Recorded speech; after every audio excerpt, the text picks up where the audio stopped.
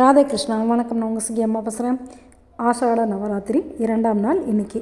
நேற்று என்ன பார்த்தோன்னு ஞாபகம் இருக்கா? நேற்று பெருமாள் வராக அவதாரம் எடுத்துகிட்டு போய் பூமிக்கடியில் சிவபெருமானோட பாதத்தை பார்க்குறதுக்காக போயிருக்காரு. அதாவது பன்றி உருவம் தன்னுடைய அந்த மூக்கால் அந்த பூமியை தோண்டி உள்ளே போய் அவர் சிவபெருமானோட பாத தரிசனத்தை பார்த்துருக்காரு. அதே மாதிரி கடலுக்கு அடியில் ஒளிஞ்சிருந்த பூமியை தேடி கண்டுபிடிச்சி எடுக்கிறதுக்காக பன்றி உருவம் எடுத்துக்கிட்டு உள்ளே போய் தன்னுடைய கோரை பற்களுக்கு நடுவில் அந்த பூமியை தன்னுடைய மூக்கு நுனியில் வச்சு தூக்கிட்டு வந்திருக்காரு. நேற்று கொம்புகள் அப்படின்னு சொல்லி மாற்றி சொல்லிட்டா மன்னிச்சுக்கோங்க. தன்னுடைய கோரை பற்களுக்கு நடுவில் பூமியை வச்சு தூக்கிட்டு வர்றாரு. அதுக்கப்புறமேட்டு அந்த பூமாதேவியோட அழகில் மயங்கி அவரே அந்த பூமாதேவியை கல்யாணம் பண்ணிக்கிறாங்க. அவங்களுக்கு வசுதா தேவி அப்படின்னு ஒரு பேர் இருக்குது.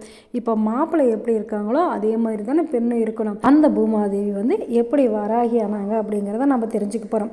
ரத்த பீஜனோட போர் செய்யும்போது, அதாவது துர்காதேவி ரத்த பீஜனோட போர் செய்யும்போது ஒவ்வொரு கடவுளோட அம்சமாகவும் 7 சக்திகள் வந்தாங்க. இவங்களை தான் நம்ம சப்த மாதர்கள், சப்த கன்னியர்கள் அப்படின்னு சொல்லி சொல்கிறோம்.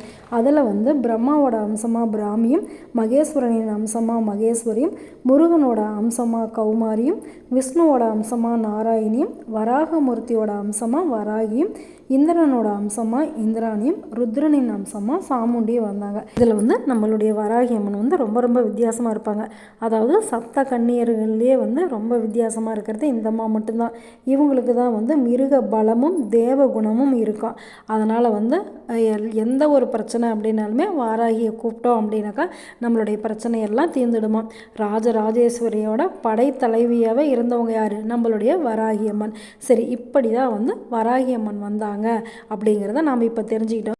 இந்த நவராத்திரி காலங்களில் நம்ம ஸ்ரீ தேவி பாகவதம் படிக்கிறது ரொம்ப ரொம்ப விசேஷம். அதில் இன்னும் நல்லா விரிவாக அன்னையோட பெருமைகள் எல்லாமே போட்டிருக்கு. படிக்க படிக்க ஆனந்தத்தை தரக்கூடியது.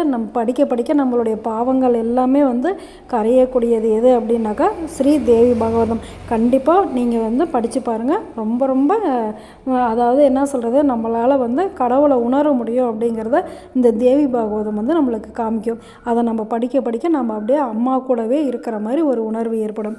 சரி, இன்றைக்கி வாராகி அம்மன் எப்படி வந்தாங்கன்னு தெரிஞ்சுக்கிட்டோம். நம்மளுக்கு பகைவர்கள்கிட்ட இருக்கிற அச்சம் நீங்கணும் அப்படிங்கிறதுக்காக அபிராமி பட்டர் வாராகி அம்மனை பாராட்டி அபிராமி அந்தாதியில் ஒரு பாடல் சொல்லியிருக்காரு. என்ன சொல்லியிருக்காருன்னு பார்க்கலாமா? பைரவி பஞ்சமி பாசாங்குசை பஞ்சபாணி வஞ்சர் உயிரவி உண்ணும் உயிர் சண்டி காளி ஒளிரும் கலா வைரவி மண்டலி மாலினி சூழி வாராகி என்றே சேருவி நான்மறை சேர் திருநாமங்கள் செப்புவரே அப்படின்னு சொல்லி அபிராமி பட்டரே சொல்லியிருக்காரு. அதனால் வாராகி அம்மனை கும்பிட்டோம் அப்படின்னாக்கா நம்மளுடைய பகைவர்கள் எல்லாம் ஓடிடுவாங்க. நம்மளுக்கும் மனசில் எந்த விதமான பயமும் இருக்காது. அம்மனுடைய அருள் ஆசை என்றைக்கு எல்லாருக்கும் கிடைக்கணும் அப்படின்னு சொல்லிட்டு எல்லாம் வல்ல வாராகியை வேண்டிக்கலாமா? நல்லது நினைப்போம், நல்லதே நடக்கும், ஆனந்தமாக இருப்போம். ஓகே, பாய். ராதே கிருஷ்ணா.